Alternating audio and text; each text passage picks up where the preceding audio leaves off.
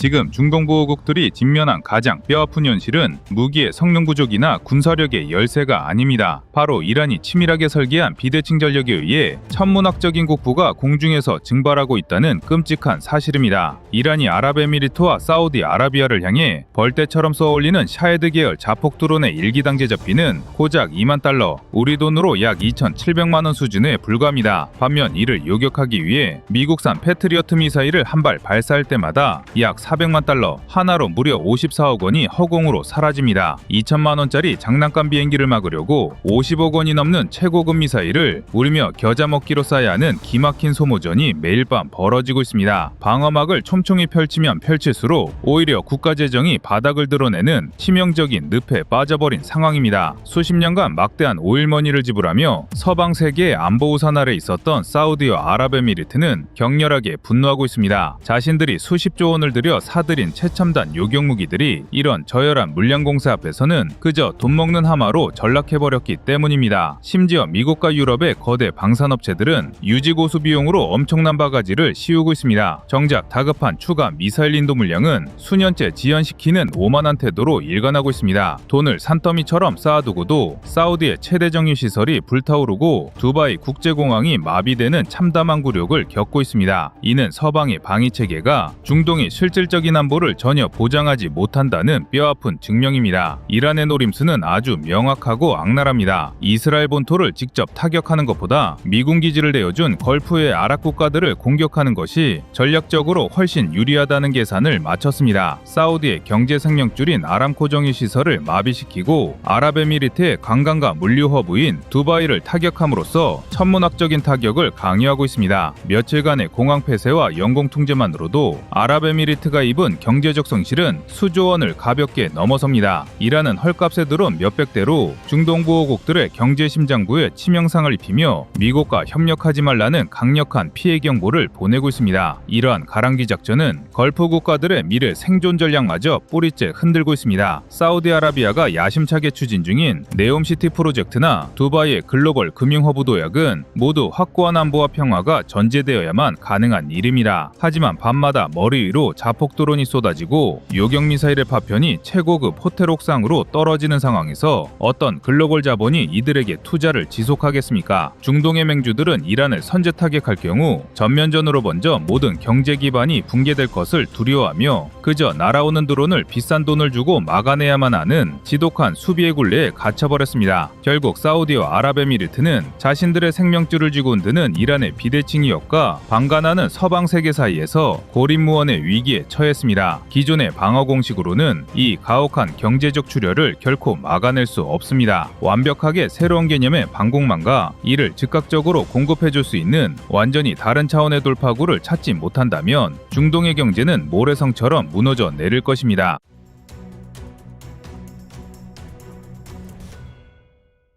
다음은 25년 1월 18일 아랍에미리트 쇼케이스 영상입니다. 우리 군의 명품 무기인 K2와 K9은 압도적인 성능으로 카타르 육군의 관심을 집중시켰으며 이번에는 UAE에서 한국의 주력 장비들이 연합훈련을 진행할 계획입니다. 이러한 국제훈련에 한국이 적극적으로 참여하는 것은 크게 두 가지 측면에서 우리 대한민국의 커다란 이익을 불러올 수 있습니다. 한국군의 무기가 국제무대에서 활약한다는 것은 우리 군의 전력을 대외적으로 과시할 수 있으며 이는 곧 적성국에 대한 도발 억지력을 증대할 수 있습니다. 또한 연합훈련에서 좋은 성과를 거둔 무기체계는 전 세계의 관심을 받고 추가적인 수출 가능성을 높일 수 있다는 점에서 한국의 경제 성장에도 큰 역할을 할 수 있는데요. 더군다나 UAE는 이미 한국의 천무와 천궁2를 도입하며 한국산 무기가 중동 지역에 진출할 수 있는 초석이 되었던 나라입니다. 다시 말해 이번 국제훈련에서 한국의 전차와 자주포가 맹활약한다면 천무 등이 중동에 진출할 수 있었던 것처럼 한국의 방산 수출이 탄력을 받을 수 있다는 의미입니다. 그래서 준비했습니다. 오늘은 UAE에서 진행될 대규모 군사훈련이 가져다줄 한국 방산의 기대 효과에 대해 자세히 알려드리겠습니다.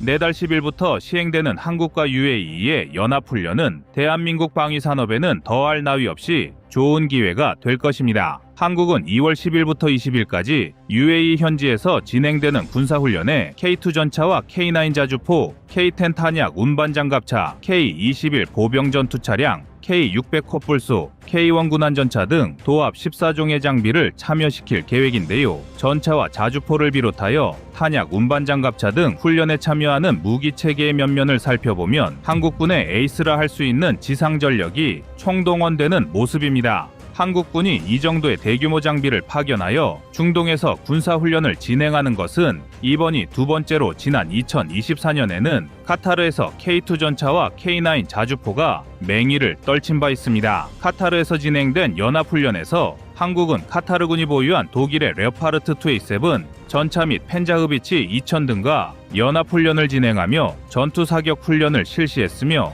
한국산 무기들과 국제방산 시장에서 치열한 경쟁을 펼치는 독일제 무기들 앞에서 K2와 K9의 위력을 선보였습니다. 그리고 이러한 국제훈련은 한국군의 전투 역량을 보여주었을 뿐만 아니라 중동의 여러 나라에게 한국 무기의 우수성을 보여주는 일종의 쇼케이스 현장이 되기도 했습니다. 아닌 게 아니라 현재 카타르는 공식적으로 한국산 무기를 도입하지는 않았지만 한국 내에서 진행되는 무기체계 교육에 병력을 파견하여 K2 전차에 대한 각종 교육을 이수하기도 했습니다. 이러한 카타르군의 행보는 그들이 한국산 전차에 많은 관심을 드러내고 있다는 점을 방증하며 향후 한국산 전차의 중동 진출을 기대하게 만드는 요소입니다. 그리고 카타르에서 한국의 무기체계에 관심을 드러내는 이유에는 당연히 중동에서 진행된 연합훈련의 성과가 크게 작용할 수밖에 없습니다. 한국이 카타르와의 연합훈련을 진행하지 않았다면 카타르군은 K2 전차와 K9 자주포의 성능을 직접 확인할 수 없었을 것인데요. 이로써 한국은 잠재적인 방산 수출 고객을 하나 더 확보할 수 있게 되었습니다. 이처럼 한국이 주력 무기 체계와 함께 다른 나라와 연합훈련을 진행하는 것은 한국군의 전투력과 무기 체계를 동시에 홍보할 수 있는 매우 좋은 기회입니다. 더군다나 이번 UAE와 진행할 훈련의 세부 내용을 들여다보면 K2, K9의 우수한 성능을 시연할 수 있는 내용들로 가득합니다. 먼저 K2 전차는 기동 사격과 최대 유효 사거리 사격을 선보일 예정입니다. 현대 전차는 뛰어난 사통 장치를 기반으로 험지에서 기동하는 상황에서 미세한 진동까지 계산하여 정확하게 사격하는 기동 사격 능력이 매우 중요합니다. 모든 전차들은 시제품을 선보이는 단계부터 이러한 기동 사격의 정확성을 자랑하려 하는데 한국은 중동의 열악한 사막 지역에서 K2 전차의 기동 사격 능력을 선보일 것이며 이는 곧 UAE에게 한국산 전차의 위력을 선보일 수 있습니다. 현재 UAE 육군에서 사용하는 주력 전차는 프랑스의 르클레르 전차인데요. 르클레르 전차는 세계 최초의 3.5세대 전차로 평가받고 있지만 현재는 국제방산 시장에서 2군으로 밀려난 상태입니다. 개발 당시로서는 첨단 사격 통제 장치가 사용되었지만 주포의 관통력은 한국의 K2를 비롯하여 독일, 미국 등 자유진영의 주력 전차들보다는 10%가량 떨어지는 수준이며 중동의 극소수 국가를 제외하고는 눈에 띄는 수출 성과도 없는 것이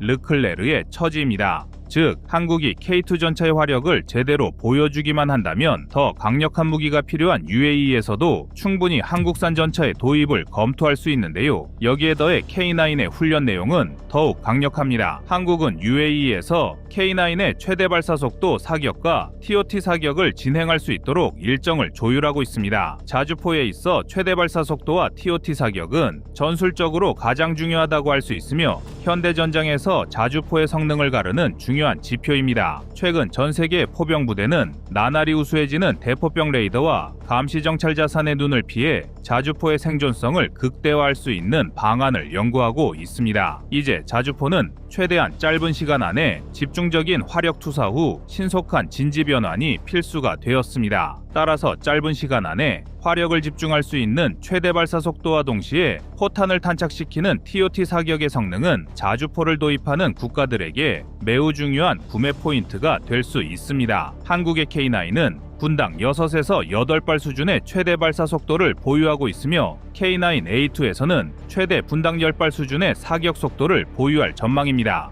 또한 K9은 뛰어난 사격 통제 체계를 장착하여 TOT 사격도 효율적으로 진행할 수 있는데요. 원래 TOT 사격이란 각 곡사포의 위치와 포탄의 비가 시간을 계산하여 한 지점에 다수의 포탄이 동시에 탄착되도록 사격하는 것을 의미하지만 K9은 한문의 자주포가 이러한 TOT 사격의 효과를 낼 수 있습니다. K9은 여러 사격 각도의 포탄 비가 시간을 계산하여 한문의 자주포가 각기 다른 세 개의 각도로 포탄을 사격하더라도 세 발의 포탄이 동시에 떨어지도록 사격이 가능합니다. 따라서 K9은 한문의 자주포로 다른 나라의 구식 자주포 세문과 동일한 사격 효과를 낼 수 있으며 산술적으로는 18문으로 구성된 하나의 K9 대대가 최대 54발의 포탄을 일시에 적 표적에 집중할 수 있습니다. 이는 포병 전술에 있어 매우 큰 차이를 불러오는데요. 포탄이 시간차를 두고 낙탄될 경우 적들은 생존성 보장 진지를 점령하고 아군의 포탄 파편으로부터 자신들을 보호할 수 있습니다. 그렇게 되면 포병의 화력 지원 효과가 반감될 수 있지만 반대로 모든 포탄이 시간차 없이 낙탄되면 적군은 공습으로부터 몸을 숨길 틈이 없어 피해 규모가 현격히 벌어집니다. 따라서 한국이 UAE의 훈련장에서 K9의 TOT 사격 능력을 가감없이 선보인다면 UAE에게 한국의 명품 자주포가 지닌 성능을 얼마든지 선보일 수 있을 것으로 기대를 모으고 있습니다. 게다가 UAE는 신형 자주포가 매우 절실한 나라입니다. 그나마 전차는 3.5세대로 분류되는 프랑스의 르클레르 전차를 보유하고 있다지만 자주포는 여전히 M109A3를 주력으로 사용하고 있는데요. 한국이 1985년부터 M109A2를 라이선스 생산하여 K55를 전력화했다는 점을 고려할 때 M109A3를 2025년까지 사용하고 있는 UAE의 포병 전력은 상당히 낙후되어 있다고 할 수 있습니다. 이 밖에도 K10 탄약운반 장갑차와 K21 장갑차는 미국을 비롯한 군사강국들조차도 인정하는 성능을 가지고 있어 이번 훈련은 중동 국가에 대한 한국 방산의 대규모 쇼 케이스가 될 전망입니다. 게다가 UAE는 한국과의 군사협력 강화와 우수한 무기 도입이 더욱 절실한 또 다른 이유도 있습니다. UAE는 후티 반군과의 교전이 빈번하기 때문에 그 어떤 나라보다도 자국군의 전력 강화가 절실하지만 정작 실제 군사력은 투자한 예산과 장비에 미치지 못한다는 지적이 계속되고 있습니다. 실제로 UAE는 후티 반군과의 교전 과정에서 승전을 올리기는 했지만 5인 사격으로 사우디아라비아의 헬기를 격추하는 대형 사고를 일으켜 15명의 사우디군이 전사하는 참극이 발생하기도 했습니다. 이처럼 UAE는 안보 측면에서 전력 강화가 절실하지만 막대한 오일머니에 비해 그다지 실효성은 없는 행보를 계속해서 보여주고 있는데요. 하지만 한국과의 군사협력이 강화된다면 이러한 문제를 충분히 해결할 수 있습니다. 한국은 전차, 자주포, 장갑차 등의 무기 체계도 우수하지만 이러한 무기를 숙달할 수 있도록 교육, 훈련 체계의 지원도 철저합니다. 폴란드를 비롯한 다수의 한국 무기 도입국은 한국이 진행하는 장비 교육에 참여하여 무기의 운용 방법과 정비 등을 교육받았고 이에 대한 반응도 상당한 만족감을 드러내고 있습니다. 그렇기 때문에 무기 체계와 병력의 훈련 수준을 모두 끌어올려야 하는 UAE에게 한국은 최적의 선택지가 될 수밖에 없는데요. UAE는 2023년과 2024년에 한국의 군을 파견하여 KCTC를 직접 체험한 바 있어 누구보다 한국의 교육, 훈련 체계 수준을 잘 알고 있습니다. 또한 UAE는 한국의 천무 등을 수입한 전례가 있어 한국군의 무기 체계를 다뤄본 경험도 적지 않습니다. 따라서 이번 연합훈련은 K2와 K9 등 한국의 우수한 무기가 중동으로 진출할 수 있는 중요한 무대가 될 전망인데요. 중동의 사막에서 맹위를 떨치는 한국 무기들의 모습을 기대하겠습니다.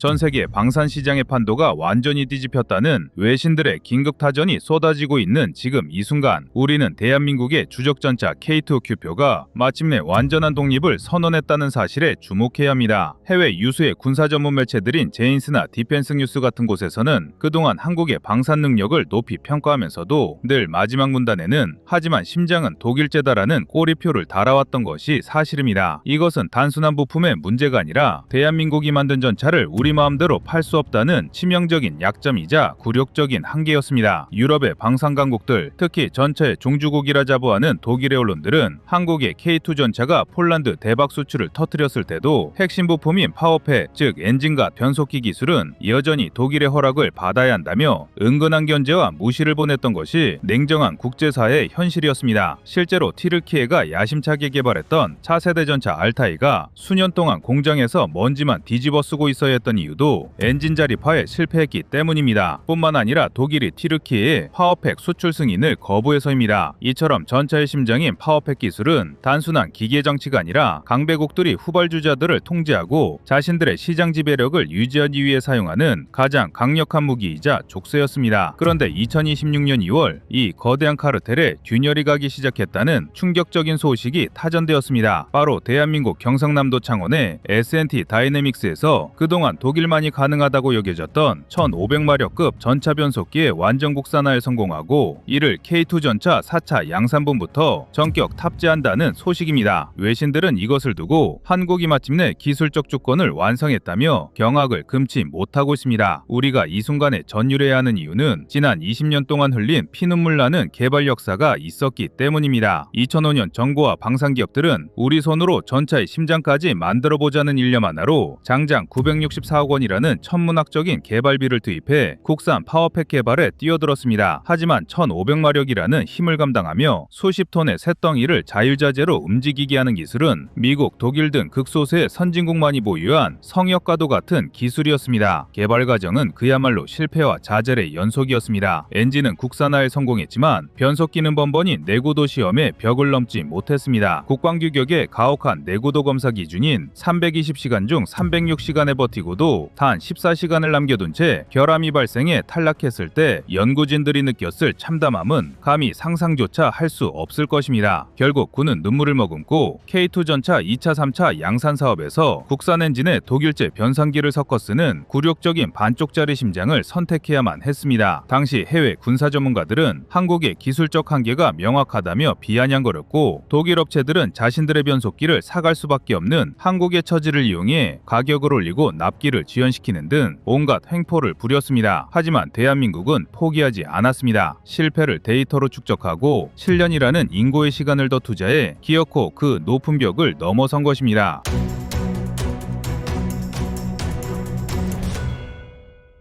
지금 외신들이 주목하는 것은 단순히 한국이 변속기를 만들었다는 사실이 아니라 이 기술적 성취가 가져올 지정학적 파장입니다. 미국 군사 전문 매체들은 이제 한국은 독일의 승인 없이도 원하는 나라 어디에든 전차를 수출할 수 있는 진정한 자유를 얻었다고 분석하고 있습니다. 티르키예가 자국의 알타이 전차에 한국산 파워팩을 탑재하기로 결정하고 이미 수출용 2호기를 조립하고 있다는 사실은 한국산 심장의 신뢰성이 이미 독일제를 위협하는 수준에 도달했습니다. 을 증명하는 결정적인 사건입니다. 더욱이 최근 독일제 변속기 가격이 20% 가까이 폭등하며 전 세계 방산 시장이 요동칠 때 한국은 국산화를 통해 가격 변동 없이 안정적인 공급망을 구축했습니다. 이것은 구매국 입장에서 보면 전차의 성능만큼이나 중요한 매력 포인트가 됩니다. 성능은 독일제와 동등하거나 그 이상인데 가격은 합리적이고 무엇보다 독일 정부의 눈치를 볼 필요가 없다는 점은 폴란드, 루마니아 등 동유럽 국가들은 물론 중동 국가들에게도 K2 전차가 유일한 대안이 될 수밖에 없음을 시사합니다. S&T 다이내믹스가 제안한 파격적인 품질 보증 조건, 즉 고장 시 즉시 교체 가능한 예비 변속기 5대 무상 제공과 전문 인력 상주 같은 서비스는 기술에 대한 절대적인 자신감이 없으면 불가능한 제안입니다. 이것은 단순히 물건을 파는 것이 아니라 신뢰를 파는 것이며 한국 방산이 이제 가성비를 넘어 최고의 솔루션을 제공하는 단계로 진입했음을 알리는 신호탄입니다. 오늘 우리는 우리는 S&T 다이내믹스 창원 공장의 웅장한 기계 소리 속에서 20년의 한을 풀고 세계 정상을 향해 포효하는 케이트 흑표의 뜨거운 심장 소리를 듣게 될 것입니다. 2톤에 달하는 거대한 엔진과 2.5톤의 변속기가 하나로 결합되어 흑표라는 괴물에게 생명을 불어넣는 그 찰나의 순간은 대한민국의 기술 독립 만세를 외치는 역사적인 현장과 다름없습니다. 누구도 성공하리라 믿지 않았던 길, 수많은 비웃음과 견제를 뚫고 기어코 우리 기술로 완성해낸 이 기적 같은 이야기는 지금 불확실한 국제 정세 속에서 우리 스스로를 지킬 힘이 얼마나 소중한지 뼈저리게 느끼게 해줍니다. 세계 최고의 전차라 불리면서도 남의 심장을 빌려 써야 했던 서름을 끝내고 이제는 당당히 메이드 인 코리아 심장을 달고 전 세계를 누빌 K2 전차. 과연 이 불의 심장이 뛰기 시작한 대한민국 방산의 미래는 어디를 향해 달려가고 있는 것일까요? 지금부터 그 가슴 벅찬 현장의 디테일과 이것이 우리 경제와 안보에 미칠 엄청난 파급력을 낱낱이 분석해드리겠습니다. 우리가 이 국산 변속기에 열광하는 이유는 그 탄생 과정이 한편의 드라마보다 더 극적이기 때문입니다. 사실 국산화 과정은 실패의 연속이었고 특히 내구도 검사는 기술진들에게 악몽 그 자체였습니다. 국방규격이 요구하는 320시간의 내구도 주행 시험에서 무려 306시간을 완벽하게 버텨놓고 종료를 불과 14시간 앞둔 시점에서 결함이 발생해 모든 것이 수포로 돌아갔던 그날의 참담함은 이루 말할 수 없었습니다. 당시 많은 언론과 전문가들이 한국 기술의 한계라며 혀를 찼지만 S&T 다이내믹스는 포기 대신 정면 돌파를 선택했습니다. 자동 변속기의 뇌에 해당하는 변속 제어 장치부터 정류압 조향 장치, 유체 감속기 브레이크까지 핵심 부품 하나하나를 모조리 뜯어고치며 7년이라는 시간을 인내한 끝에 마침내 결함 제로의 완벽한 국산 변속기를 탄생시킨 것입니다. 이는 단순히 부품을 국산한 것이 아니라 수백 건의 실패를 데이터로 축적해 독일제보다 더 강한 내성을 가진 괴물을 만들어낸 것입니다. 해외 군사 전문지 디펜스 블로그나 아미 레코그니션 같은 유력 매체들은 한국의 이러한 행보를 두고 독일 라인메탈과 KMW가 독점하던 전차 파워팩 시장에 강력한 도전자가 등장했다며 긴급 분석을 내놓고 있습니다. 특히 그들은 한국산 파워팩이 튀르키예 차세대 전차 알타이에 탑재되어 이미 필드 테스트를 성공적으로 마치고 있다는 점에 주목합니다. 독일이 튀르키예에 대한 무기 수출을 금지하면서 심장이 멈춰버릴 뻔했던 알타이 전차를 다시 뛰게 만든 것이 바로 한국산 파워팩이라는 사실은 이제 한국의 기술력이 독일의 정치적 통제를 무력화시킬 수 있는 수준에 도달했음을 보여주는 결정적인 증거입니다. 외신들은 한국은 단순히 하드웨어만 파는 것이 아니라 독일의 간섭에서 벗어나고 싶은 국가들에게 자주 국방의 솔루션을 제공하고 있다고 평가하며 이것이 향후 중동과 동유럽 시장에서 한국 무기의 점유율을 폭발적으로 늘리는 기폭제가 될 것이라 전망하고 있습니다. 이러한 기술적 자립은 당장 경제적인 수치로도 증명되고 있습니다. 최근 글로벌 공급망 위기를 핑계로 독일 업체들이 변속기 가격을 20%나 기습 인상했지만 우리 군은 국산 변속기 덕분에 단 한 푼의 추가 비용도 지불하지 않았습니다. 오히려 S&T 다이내믹스는 군에 고장이 나면 즉시 교체라며 예비용 변속기 5대를 무상으로 제공하고 전문 정비 인력을 부대에 상주시키며 품질 보증 기간까지 연장해주는 파격적인 제안을 내놓았습니다. 이는 자신들의 기술에 대한 확신이 없으면 절대 불가능한 배짱 영업입니다. 독일이 비싼 가격과 까다로운 승인 절차로 갑질을 할 때 우리는 압도적인 서비스와 품질 보증으로 고객을 감동시키는 전략을 쓰고 있는 것입니다. 창원 공장 한편에서 쉴 새 없이 돌아가는 K200 장갑차용 파워팩과 전 세계로 팔려나가는 K6 중기관총의 생산 라인은 이제 대한민국 방위산업이 특정 무기 하나에 의존하는 것이 아니라 지상전의 모든 것을 책임질 수 있는 거대한 시스템을 완성했음을 웅변하고 있습니다. 결국 K2 전차 4차 양산분부터 적용되는 국산 파워팩 장착은 단순히 수입 부품을 국산으로 바꾼 국산화할 차원을 넘어섭니다. 이것은 대한민국이 더 이상 강배국들이 만들어 놓은 기술의 울타리 안에서 그들이 허락하는 만큼만 움직이는 모범생이 아니라 스스로 게임의 규칙을 정하고 판을 흔들 수 있는 게임 체인저로 등극했음을 선언하는 역사적인 사건입니다. 독일 정부의 수출 승인 도장이 찍히기만을 기다리며 피말리는 시간을 보내야 했던 과거의 서름은 이제 창원 공장에서 들려오는 엔진의 갱음과 함께 영원히 사라졌습니다. 우리가 만든 전차를 우리가 원하는 나라에 우리가 원하는 시기에 자유롭게 수출할 수 있는 진정한 방산 주권이 완성된 것입니다. 이제 세계 시장은 독일제 변속기를 단 전차와 한국산 변속기를 단 전차를 놓고 고민하게 될 것입니다. 성능은 동등하거나 그 이상인데 가격은 훨씬 합리적이고 무엇보다 부품 하나를 구할 때마다 외길적 눈치를 볼 필요가 없는 한국산 전차의 경쟁력은 상상을 초월합니다. 독일 절제가 아니면 안 된다는 낡은 고정관념을 깨부수고 20년의 끈질긴 집념으로 기어코 우리 심장을 완성해낸 S&T 다이내믹스의 연구원들과 협력업체 관계자들의 피와 땀은 앞으로 대한민국이 걷게 될 자주국방의 길이 얼마나 탄탄대로일지를 보여주는 가장 확실한 보증수표입니다.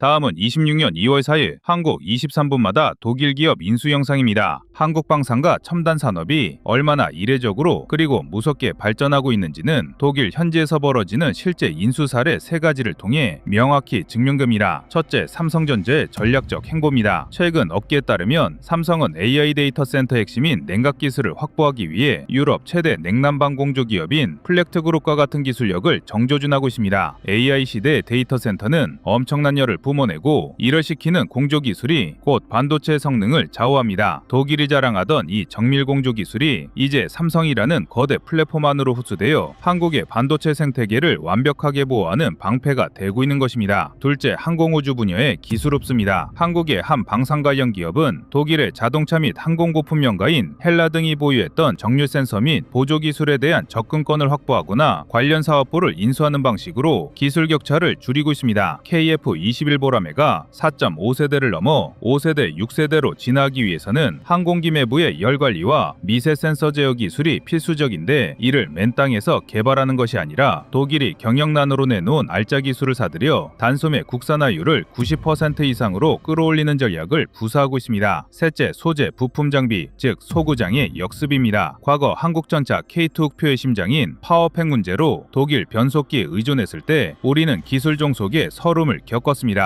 하지만 지금은 상황이 역전되었습니다. 독일의 정밀기기 업체들이 자금난에 시달릴 때 한국의 하나오션이나 현대로템 같은 기업들은 오히려 공급망을 안정화하기 위해 유럽 현지 업체들과 파트너십을 맺거나 기술 제휴를 맺으며 가베일치에서 협상 테이블에 앉습니다. 독일의 금속가공 기술자들이 이제는 한국 기업의 월급을 받으며 한국 무기의 부품을 깎고 있는 것이 지금의 현실입니다. 이러한 현상을 두고 군사 및 경제 전문가들은 한국이 독일의 하드웨어 전성기를 끝내고 한국식 시스템 통합의 시대를 열었다고 평가합니다. 독일 기업이 무너지는 것은 그들의 기술이 나빠서가 아닙니다. 그 기술을 현대적인 AI, 방산 시스템에 빠르게 적용하지 못하는 속도와 유연성의 결핍 때문입니다. 반면 한국은 세계에서 가장 빠른 제조 프로세스와 과감한 결단력을 가지고 있습니다. 23분마다 독일 기업이 문을 닫는다는 것은 역설적으로 한국 기업에게는 23분마다 세계 최고 수준의 원천 기술을 헐값에 주워 담을 기회가 열린다는 뜻입니다. 중국이 짝퉁과 저가 물량 공세로 독일을 밀어내는 양적 전쟁을 할 때 한국은 독일의 엔지니어링 정수를 흡수해 K방산과 K반도체의 퀄리티를 수직 상승시키는 질적 전쟁을 수행하고 있습니다. 이것은 한국 전쟁 이후 70년 만에 찾아온 세계 공업 역사의 흐름을 뒤바꾸는 가장 통쾌하고도 전략적인 승부처입니다. 우리가 주목해야 할 지점은 독일 기업들이 단순히 장사가 안 돼서 망하는 것이 아니라 러시아 우크라이나 전쟁 이후 폭등한 에너지 비용과 낡은 노동 유연성 때문에 생산할수록 손해를 보는 구조적 함정에 빠졌다는 사실입니다. 독일의 대표적인 경제지 한델스블라트는 독일의 중소기업들이 에너지 가격 쇼크를 견디지 못하고 기술을 매각하거나 해외로 탈출하고 있다고 보도했는데 바로 이 탈출구의 끝에 대한민국이 서 있는 것입니다. 한국 기업들은 이 타이밍을 놓치지 않고 독일이 수백 년간 깎고 다듬어온 정밀가공 기술과 열제어 원천 기술을 헐값에 쓸어담아 K방산의 심장에 이식하고 있는데 이는 마치 2차 세계대전 직후 미국이 독일의 과학자들을 데려가 우주시대를 연 페이퍼클립 작전의 21세기 한국판 버전을 보는 듯한 전율을 느끼게 합니다. 현대전의 핵심인 A사 레이더와 전차의 사격 통제 장치는 엄청난 열을 발생시키는데 이 열을 얼마나 효율적으로 시키느냐가 곧 무기의 성능과 직결됩니다. 독일은 이 분야에서 세계 최고의 원천 기술을 가지고 있었지만 제조 기반이 무너지면서 이를 완제품으로 만들어낼 힘을 잃어버렸고 그 빈자리를 한국의 제조 능력이 완벽하게 배치하고 있는 것입니다. 실제로 K2 흑표 전차가 폴란드에 수출될 때 독일의 레오파르트 2A8 전차는 주문 후 인도까지 무려 5년이 걸린다는 충격적인 납기 지연을 보였지만 한국은 단 3개월 만에 현지에 전차를 깔아버리는 기염을 토했습니다. 이것이 가능한 이유는 독일이 포기한 정밀고품 공급망을 한국이 선제적으로 확보하고 내재화했기 때문이며 독일의 기술력에 한국의 빨리빨리 DNA가 결합되자 전 세계 어디에서도 볼 수 없는 괴물 같은 생산 효율 고효율성이 탄생한 것입니다. 중국이 독일의 저가 시장을 잠식하며 짝퉁 독일을 자처할 때 한국은 독일의 하이엔드 기술을 흡수해 독일보다 더 독일 같은 명품 무기를 만들어내고 있다는 점이 결정적인 차이입니다. 현재 독일의 레오파르트 2AA 전차 한 대 가격이 약 440억 원에 육박하며 구매력을 잃어갈 때 한국의 K2 전차는 그 절반 수준의 가격으로 동등 이상의 성능을 제공하고 있습니다. 스웨덴의 스톡홀름 국제평화연구소조차 한국은 서방 세계에서 독일을 대체할 유일한 대안이 되었다고 평가할 만큼 한국의 방산 경쟁력은 이제 가성비를 넘어 가심비와 신뢰의 영역으로 진입했습니다. 독일의 장인들이 23분마다 공장문을 닫으며 흘리는 눈물이 한국 창원과 울산의 공장에서는 24시간 꺼지지 않는 용광로의 불꽃으로 되살아나고 있으며, 이는 한국이 단순한 패스트 팔로워가 아니라 글로벌 방산 공급망을 통제하는 룰메이커로 진화했음을 보여주는 확실한 증거입니다. 과거 우리는 독일 광부와 간호사들의 피땀 어린 송금으로 고속도로를 깔고 공장을 세웠지만 이제는 그 독일의 원천 기술을 우리 자본으로 인수하여 K방산과 K반도체라는 최첨단 방패와 창을 만들고 있습니다. 이것은 단순한 국력의 역전이 아니라 지난 76년간 쉼없이 달려온 우리 국민들이 만들어낸 피 끓는 드라마의 클라이맥스입니다. 전쟁과 안보라는 냉혹한 현실 앞에서는 과거의 명성이 아니라 지금 당장 작동하는 실력이 모든 것을 증명합니다. 독일이 과거의 영광에 취해 관료주의와 에너지 위기 속에서 허우적거릴 때 한국은 과감한 투자와 속도전으로 세계가 필요로 하는 해답을 내놓았습니다. 우리가 만든 무기가 폴란드의 국경을 지키고 호주의 바다를 누비며 중동의 하늘을 방어하는 현실은 한국의 산업이 이제 전 세계 자율진영을 지탱하는 민주주의의 무기고가 되었음을 선포하는 것입니다. 우리가 독일 기술을 흡수했다는 것은 부끄러운 일이 아니라 그 기술을 더 완벽하게 진화시키는 능력이 우리에게 있다는 자신감의 표현입니다. 결국 한국은 지금 어디에 서 있는가라는 질문에 대한 답은 명확합니다. 우리는 더 이상 선진국을 따라가는 추격자가 아니라 무너지는 서구 제조업의 빈자리를 메우고 새로운 질서를 창조하는 대체 불가능한 파트너의 위치에 서 있습니다. 독일의 100년 기술이 한국의 손끝에서 다시 태어나 세계를 지키는 힘이 되고 있다는 사실, 그리고 그 중심에 바로 여러분의 땀과 노력이 있다는 자부심을 우리는 가져야만 합니다. 라인강의 기적은 멈췄지만 한강의 기적은 이제 막 거대한 대양을 향해 닻을 올렸습니다.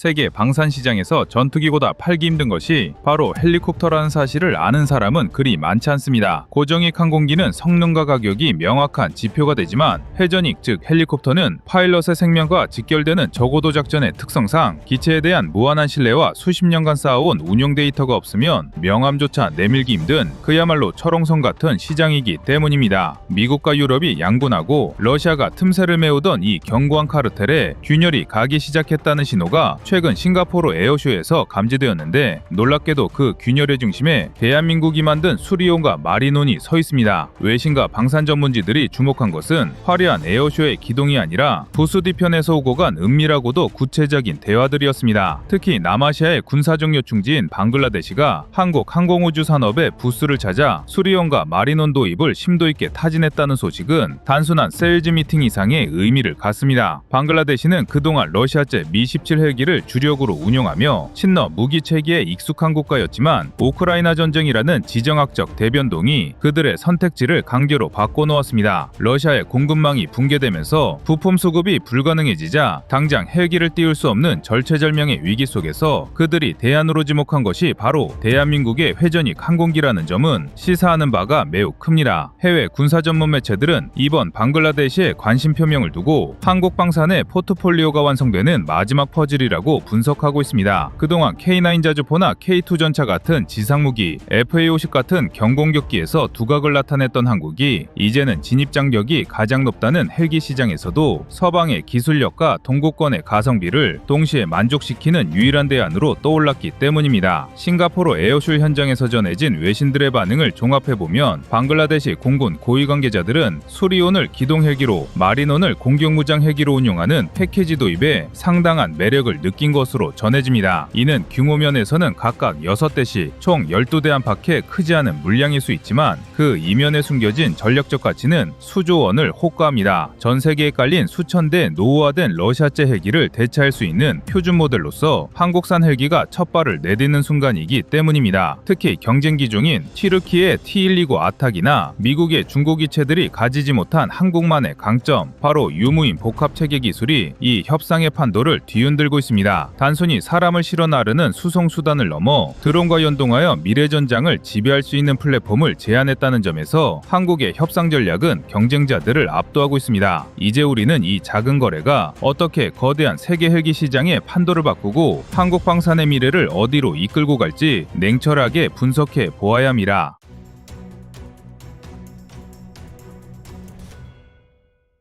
방글라데시가 처한 현실은 냉혹한 국제정세의 축소판입니다. 그들은 오랫동안 러시아제 미-17 헬기를 가성비라는 명분 아래 주력으로 운용해왔습니다. 대당 200억 원 안팎의 저렴한 도입 가격과 맞굴려도 버텨주는 내구성은 매력적이었지만 우크라이나 전쟁은 이 모든 장점을 치명적인 도구로 바꿔버렸습니다. 부품 공급망이 완전히 차단되면서 멀쩡한 헬기를 뜯어 다른 헬기를 수리하는 이른바 동류전환 방식조차 한계에 봉착했습니다. 헬리콥터 키와 달리 로터의 회전 진동으로 인해 부품의 피로도가 극심하여 적시에 부품이 교체되지 않으면 공중에서 분해될 수 있는 위험천만한 무기체계입니다. 방글라데시 군수내부는 더 이상 러시아를 믿을 수 없다는 판단을 내렸고 서방제 헬기로 눈을 돌릴 수밖에 없었습니다. 여기서 경쟁자로 떠오른 것이 미국의 블랙호크나 아파치였지만 이는 방글라데시의 국방 예산으로는 감당하기 어려운 그림의 떡이었습니다. 유지고수 비용이 기체 가격을 상회하는 미국산 헬기는 도입 즉시 재정 파탄을 의미하기 때문입니다. 이 절묘한 타이밍에 키르키의 T129 아탁 공격 헬기가 대안으로 거론되었으나 여기에는 결정적인 함정이 존재했습니다. T129는 이탈리아의 기술을 기반으로 개발되어 엔진과 주요 부품에서 미국의 수출 통제 자유롭지 못하다는 태생적 한계를 지닙니다. 파키스탄이 T129 도입을 시도했다가 미국의 엔진 수출국으로 계약이 자초된 사례는 방글라데시에게 강력한 경고 메시지가 되었습니다. 바로 이 지점에서 대한민국이 파고든 틈새 전략은 매우 치밀하고 분석적이었습니다. 한국은 수리온과 마리논 무장형을 제안하면서 경쟁국들이 제공할 수 없는 기술적 독립성과 미래 확장성을 테이블 위에 올려놓았습니다. 특히 마리논 무장형은 전용 공격 헬기가 아님에도 불구하고 국산 대전차 미사일 청검과 20mm 기관포를 통합하여 공격 헬기에 버금가는 화력을 투사할 수 있습니다. 이는 전용 공격 헬기 도입이 부담스러운 국가들에게 수송과 공격이라는 두 마리 토끼를 동시에 잡을 수 있는 헬기는 가장 합리적인 선택지입니다. 더욱이 방글라데시가 주목한 것은 한국군이 제안한 유무인 복합체계, 즉 MUMT 기술입니다. 현대전에서 헬기 단독작전은 휴대용 지대공 미사일의 밥이 되기 십상입니다. 우크라이나 전장에서 러시아의 최신의 공격 헬기 Ka-52가 맥없이 격추되는 장면은 전 세계 군 관계자들에게 충격을 주었습니다. 카이는 이를 간파하고 헬기가 직접 위험 지역에 들어가기 전에 정찰 드론이나 자폭 드론을 먼저 투사하여 생존성을 극대화하는 솔루션을 제시했습니다. 이는 튀르키예나 러시아 구형 헬기에서는 구현조차 힘든 최첨단 교류입니다. 방글라데시 공군 입장에서 6대의 기동 헬기와 6대의 공격형 헬기를 한국산으로 통일한다는 것은 조종사 훈련부터 전기 부품, 후속 군수 지원까지 하나의 시스템으로 묶을 수 있다는 엄청난 이점을 의미합니다. 우리는 수리용 개발 과정에서 겪었던 수많은 비난과 시행착오를 기억합니다. 체계 결빙 테스트 실패와 추락 사고라는 뼈아픈 시련이 있었지만 엔지니어들은 혹한의 알래스카와 미시간으로 날아가 100여 회 비행 시험을 강행하며 기어이 문제를 해결했습니다. 그 처절했던 극복의 역사가 이제는 세계 시장에서 신뢰라는 자산으로 환산되고 있습니다. 미군 규격을 완벽하게 충족하면서도 미국산 헬기 대비 30% 이상 저렴한 운용 유지비는 개발도상국들에게 거부할 수 없는 유혹입니다. 이번 방글라데시의 관심 표명은 단순히 헬기 몇 대를 파느냐의 문제가 아닙니다. 러시아가 독점하던 제3세계 회전익 시장의 거대한 댐에 한국이라는 균열이 가기 시작했다는 신호탄이며 이는 곧 아프리카와 동남아시아, 남미로 이어지는 수조원 규모의 대체 시장이 우리 앞에 열리고 있음을 시사합니다. 이번 방글라데시 수출권이 성사된다면 그 파급력은 창원과 사천에 위치한 대한민국 항공우주 산업벨트 전체를 뒤흔들 것입니다. 헬리콥터 산업은 자동차 산업보다 부품 수가 5배 이상 많고 기술 파급 효과가 전방위적인 고부가가치 산업입니다. 수리온 한 대에는 20만 개 이상의 부품이 들어가며 여기에는 카이뿐만 아니라 200여 개가 넘는 국내 중소 협력업체들의 생존이 걸려 있습니다. 12대 수출은 숫자로는 작아 보일지 모르나 이는 곧 수십 년간 이어질 부품 공급과 정비 시장의 선점을 의미합니다. 한번 깔린 항공모기 체계는 최소 30년 이상 운용되기에 우리는 방글라데시라는 국가의 국방 시스템 깊숙이 한국의 표준을 심는 결과를 얻게 됩니다. 무엇보다 이번 딜이 중요한 이유는 한국형 무기 체계의 완결성을 증명하는 무대이기 때문입니다. 그동안 우리는 전투기와 자주포에서는 세계적인 인정을 받았지만 회전익 분야에서는 여전히 후발주자라는 인식을 벗지 못했습니다. 그러나 방글라데시가 러시아와 튀르키예를 제치고 한국을 선택한다면 이는 한국산 헬기가 더 이상 대안이 아닌 표준이 되었음을 전 세계에 공포하는 사건이 됩니다. 특히 자체 개발한 무장과 항전 장비 그리고 미래 전장의 핵심인 드론 연동 체계까지 패키지로 수출한다는 것은 우리가 하드웨어 조립국을 넘어 소프트웨어와 전술 교리를 수출하는 선진 방산국으로 도약했음을 보여줍니다. 우크라이나 전쟁 이후 세계는 가성비와 신뢰성을 동시에 갖춘 무기를 갈구하고 있습니다. 미국제 무기는 너무 비싸고 정치적으로 까다로우며 중국과 러시아제 무기는 성능과 후속 지원을 신뢰할 수 없습니다. 이 거대한 딜레마 속에서 대한민국은 유일한 해답을 제시하고 있습니다. 우리가 피땀 흘려 개발한 수리온과 마리논이 벵골만의 하늘을 날아오르는 그날, 그것은 단순한 레어 획득을 넘어 자주국방을 위해 우리가 걸어온 고단한 여정이 결코 틀리지 않았음을 증명하는 감격스러운 순간이 될 것입니다.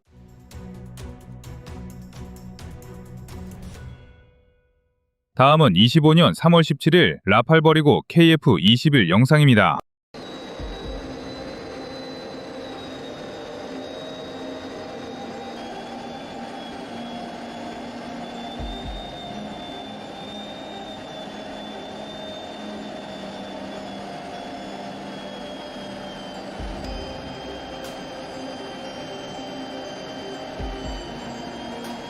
KF-21 보라매가 막 시제기 조립을 끝낼 무렵 내부적으로 가장 난감했던 문제 중 하나가 비행 제어 소프트웨어였습니다. 초기 단계에서는 해외 기술 의존도가 높아질 수밖에 없었지만 개발 도중 특정 회사와의 계약 조건이 복잡해지면서 예기치 않은 갈등이 생겼습니다. 이로 인해 일부 핵심 인력들은 차라리 자체 역량으로 독자 개발을 시도해보자는 과감한 결정을 내렸습니다. 당시 실무자들은 밤낮 없이 모의 실험 자료를 점검하고 다른 기체의 비행 제어 알고리즘을 참고해가며 방대한 실험을 진행했는데요. 그렇게 탄생한 국산 비행 제어 소프트웨어가 현재 KF-21의 예리한 기동 성능을 떠받치는 든든한 축이 되었습니다. 이처럼 대한민국의 KF-21 보라매의 개발 성공을 넘어 이제는 안정가도로 접어들자 인도네시아에서 자국 언론을 통해 KF-21 보라매의 사업에 본격적으로 뛰어들려는 모양새를 보이고 있습니다. 인니가 갑자기 왜 이런 행보를 보이는지 궁금해하실 텐데요. 그 이유는 명확합니다. 과거 인니는 자국민들에게 한국이 개발하고 있는 전투기는 자신들이 구매하려는 라팔보다 성능이 떨어진다고 대대적으로 언론 플레이를 했기 때문입니다. 이런 상황에서 인니 정부가 KF-21을 구매하려니 국민들의 반감이 극심할 것은 당연한데요. 그래서인지 최근 인도네시아는 프랑스의 라팔에 대해 끝없는 흠집내기를 시전하고 있습니다. 그래서 준비했습니다. 오늘은 인도네시아가 KF-21을 구매하려는 추잡스러운 협잡질에 대해 알아보겠습니다.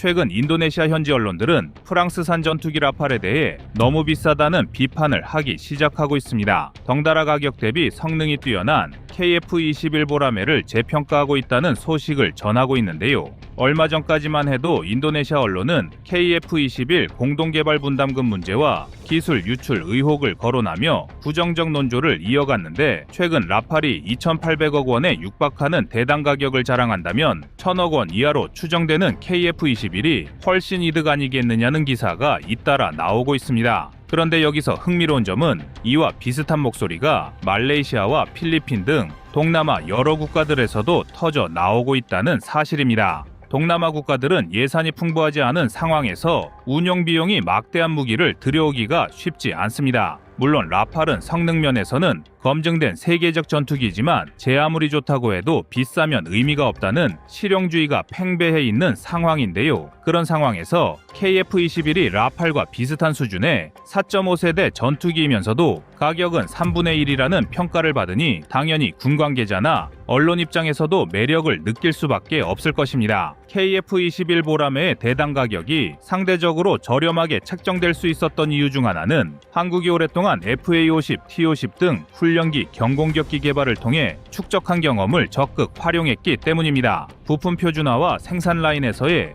효율성 증대, 그리고 결정적으로 다수의 국산화 부품이 도입되면서 다른 국가와의 기술료나 로열티 협상 부담을 어느 정도 줄였다는 평이 많습니다. 그런데 반대로 인도네시아는 공동개발 참여국이기도 하지만 라팔과 병행 구매를 결정하고 막대한 예산을 투입하면서 결론적으로는 이중으로 중복 투자한 셈인데요. 그래서 자국 여론은 차라리 KF-21 도입을 늘리는 게 낫지 않냐는 비판을 자초하게 된 셈입니다. 조나 자카르타의 보도에 따르면 말레이시아 또한 처음에는 라팔 도입 가능성을 검토해왔으나 가격 문제가 터지면서 자연스럽게 KF-21로 눈길이 올라가고 있다고 합니다. 게다가 대한민국 공군 참모총장이 직접 KF-21에 올라 고속 비행 테스트를 마치면서 세계 언론이 호평을 내놓았다는 사실이 크게 부각되었습니다. 이런 소식이 전해지니 KF-21이 실전 배치 전임에도 불구하고 빠르게 도입해야 한다는 분위기가 확산된 것입니다. 라팔과 KF-21을 놓고 봤을 때 라팔은 당연히 수십 년간 수많은 작전 경험과 판매 실적을 쌓은 베테랑 기체입니다. 다소 오래된 설계임에도 지속적인 업그레이드를 받아 고성능 에어프레임과 레이더, 무장 호환성으로 단단한 신뢰를 구축했습니다.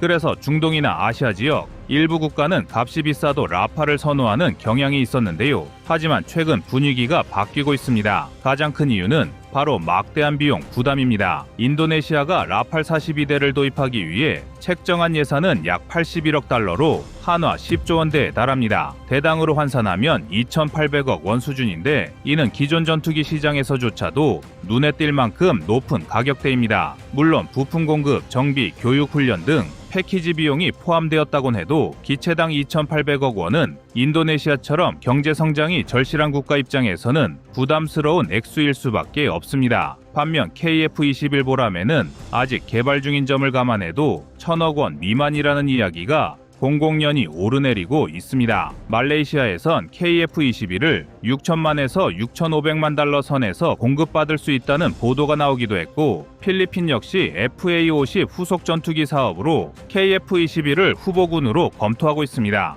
그 이유는 가격이 낮은 데다 기체 개발 단계부터 축적된 전투 검증 데이터가 누적되면 검증 속도도 빨라지겠다는 판단이 선 겁니다. KF-21의 또 다른 강점은 함께 크는 전투기라는 개념입니다. 대한민국 공군이 블록별 업그레이드를 진행해 나가면서 해외 고객국도 같은 패키지를 비교적 저렴한 비용으로 가져갈 수 있게 홍보했는데요. 게다가 한국형 무장을 비롯해 다양한 서방권 무기를 장착할 수 있게 설계되어 있어 운영 유연성도 높습니다. 이런 면이 특히 동남아 국가들의 입맛에 맞아떨어지는 것입니다. 사실 인도네시아는 KF-21 공동 개발에 참여하고 있음에도 얼마 전까지만 해도 비용 분담금 납부 지연 이슈가 불거졌고 현지 언론에서는 KF-21을 폄하하는 기사를 자주 냈습니다. 게다가 기술 인력을 파견해 놓고도 제대로 된 기여를 하지 않는다는 비판이 일면서 한국 측과 미묘한 신경전이 벌어지기도 했던 게 사실입니다. 그렇지만 뒤늦게 라팔 계약이 진행되자 막대한 계약 총액이 공개되고 인도네시아 내에서도 국가 예산이 이 정도로 투입될 만큼 여유로운가?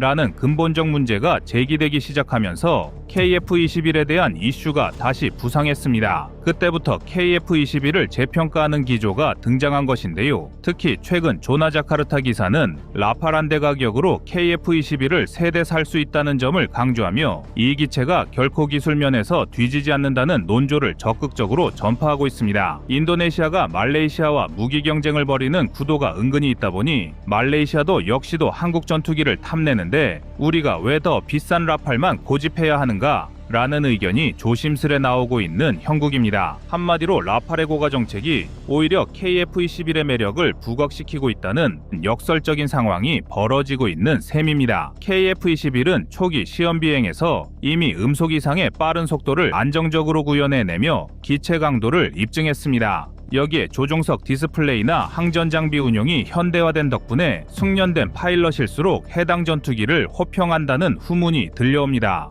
인도네시아 언론도 이 점을 지적하며 라팔처럼 실전 경험은 적더라도 KF-21 자체 역량은 절대 무시할 수 없다고 강조하고 있습니다. 동남아 권역에서 한국 항공우주 산업에 FA-50이나 T-50을 운용해본 국가들은 이미 한국제 기체의 정비 용이성과 운영 편의성을 체감했습니다. 필리핀 공군이 FA-50을 주력으로 쓴 사례가 대표적이고 최근 말레이시아도 FA-50 도입을 공식화하면서 추후 차세대 전투기도 자연스럽게 한국을 고려할 수 있겠다는 낙관론이 퍼지고 있는 상황인데 여기에 더해 유럽의 폴란드는 한국 무기를 대규모로 도입 운영 중이며 FA-50의 업그레이드 버전인 FA-50PL도 계약하면서 세계 여러 나라에서 KF-21을 바라보는 시각이 변했습니다. 또 폴란드군 입장에서는 서방 무기 체계를 통합 운영하면서도 한국 방산과의 협업으로 기술 이전이나 현지 생산 이점을 누릴 수 있어 일석이조란 분위기가 형성되는 하루라도 빨리 한국의 손을 잡아야겠다는 기조가 형성된 게 사실입니다. 이처럼 KF-21이 동남아와 유럽 양쪽에서 한 번씩 관심받는 그림이 완성되면 글로벌 전투기 시장에서 K방산의 입지는 확실히 달라질 수밖에 없습니다. 라팔뿐만 아니라 그리펜, 유로파이터 같은 다른 4.5세대 전투기에도 영향을 미치는 것도 배제할 수 없습니다. 이런 흐름을 지켜보는 인도의 군사 매체들도 프랑스가 라팔 가격을 더 올리거나 지나친 이익만 추구하면 차세대 전투기 시장에서 라팔이 힘을 잃을 수 있다는 경고성 칼럼을 내고 있습니다. 실제로 인도가 라팔 추가 도입을 검토하던 상황에서 이처럼 높은 가격 문제가 계속 언급되면 내심 다른 대안을 모색할 가능성도 있다는 분석이 나오고 있는데요. 현재 KF-21 보람에는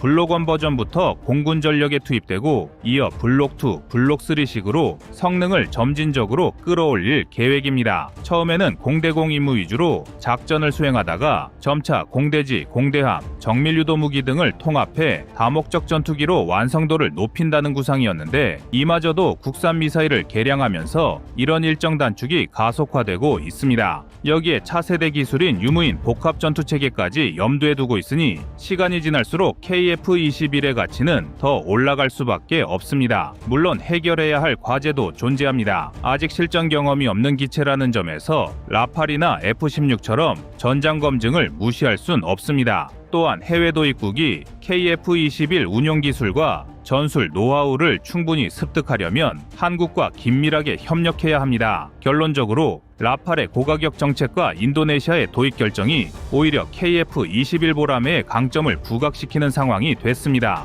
말레이시아, 필리핀, 폴란드 등도 가성비가 우수한 차세대 전투기를 원하는 입장에서 KF-21의 위상이 빠르게 치솟고 있다는 인상을 지울 수 없습니다. 예산 부담이 적으면서도 충분한 성능이 보장된 전투기를 선호하는 국가가 많다면 향후 KF-21이 세계 전투기 시장에서 주요한 플레이어로 활약하게 될 날이 머지않았다고 봐도 과언이 아닙니다.